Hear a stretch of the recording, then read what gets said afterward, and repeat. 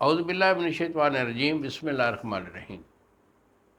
گشتہ ساتھ حکیم بابا سیف اللہ کی طرف سے میرے تمام دوستوں کو السلام علیکم ورحمۃ اللہ وبرکاتہ۔ جی تو دوستو، آج میں بے اولاد لوگوں سے مخاطب ہوں۔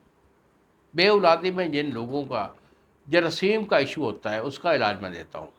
اولاد کا دینا تو میرے اللہ رب العالمین کا کام ہے، لیکن جو مرض کے حساب سے آپ کے اگر ایشو ہے کہ آپ کے جراثیم کم ہیں یا آپ کے جراثیم بیمار ہیں تو ان کا علاج میں کرتا ہوں۔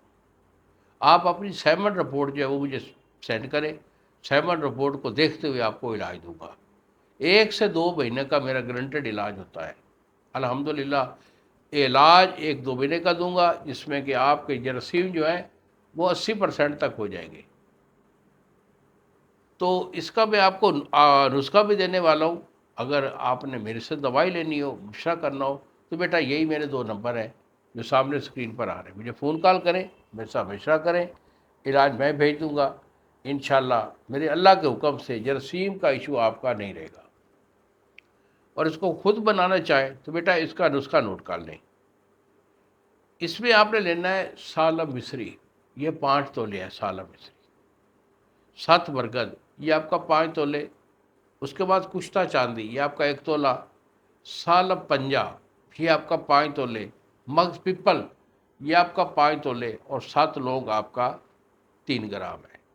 جملہ رویہ کا آپ نے صفوف کر لینا اچھی طرح، کوٹ کر ان کا صفوف کر لیں، ڈبی محفوظ رکھیں۔ 1 چمچ صبح اور 1 شام کڑے ہوئے 1 گلاس دودھ کے ساتھ تناول کریں۔ ہم اسی سے پرہیز رہے گا، اور دوسرا کھانے پینے میں گرم چیز کا پرہیز ہوگا۔ میرے اللہ کے حکم سے جو آپ کا اگر کم ایشو ہے، تھوڑا بہت ایشو ہے، جراثیم جو ہے آپ کے تھوڑے کم ہیں، وہ اس سے ٹھیک ہو جائیں گے۔